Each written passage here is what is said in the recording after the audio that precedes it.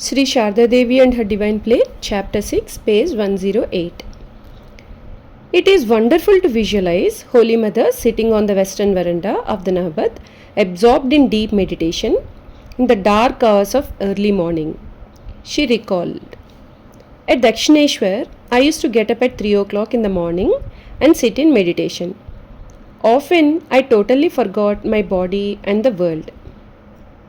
Once on a moonlit night, I was repeating the mantra, sitting near the steps of the Nahbat, and the whole area was quiet. Generally, when the master went to the pine grove to answer the call of nature, I would hear the sound of his sandals. But that day, I did not hear anything. I was absorbed in deep meditation. In those days, I used to wear a red bordered sari and jewelry.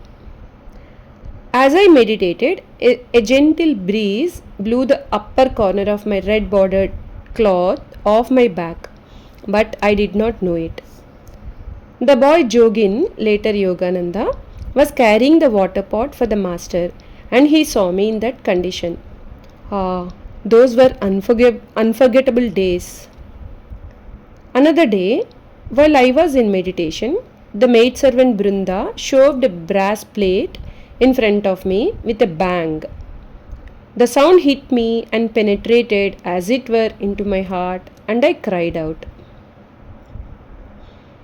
Patanjali listed 9 obstacles to spiritual life: disease, laziness, doubt, lack of enthusiasm, lethargy, clinging to sense enjoyment, false perception, difficulty attaining concentration, and difficulty maintaining concentration. All seekers face those obstacles to some degree in their spiritual journey, even Holy Mother. She said, one should shun laziness and practice japa and meditation regularly. Once in Dakshineswar, I was unwell and did not get up at 3 o'clock. I felt lethargic. The next day, I got up even later. This happened on several successive days. Gradually, I felt that I no longer had the inclination to get up early.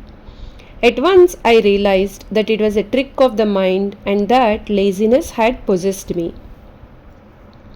I then forced myself to get up at the usual time and resumed my previous habit.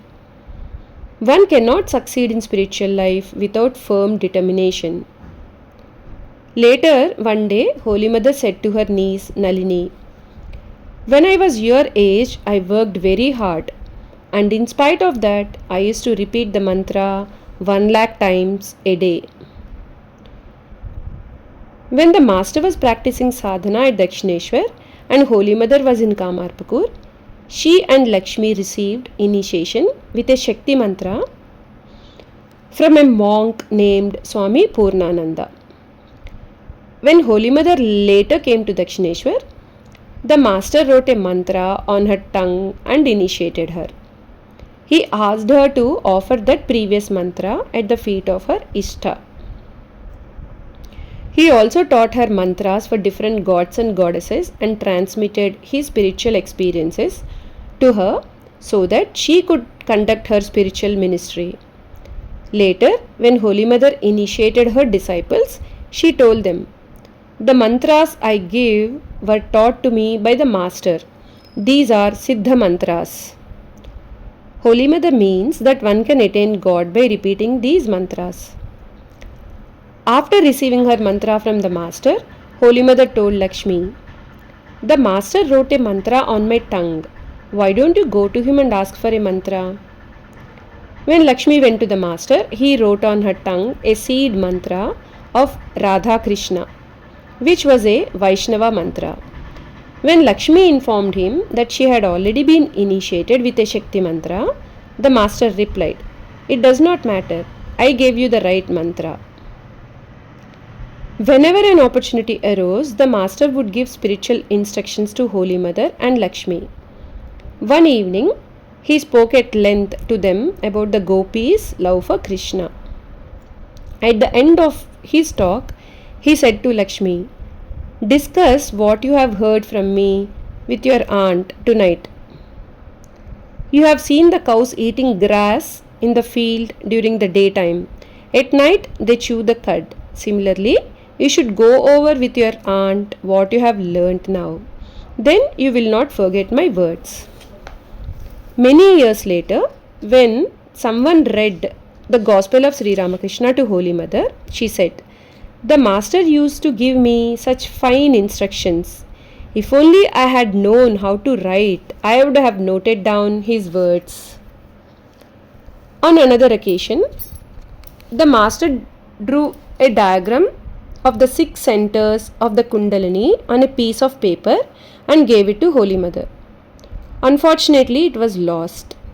She later lamented, "Oh, how could I have known then that so many things would happen in connection with the Master? I lost the diagram of the 6 centers of the Kundalini and could not trace it anywhere." Jai Ma.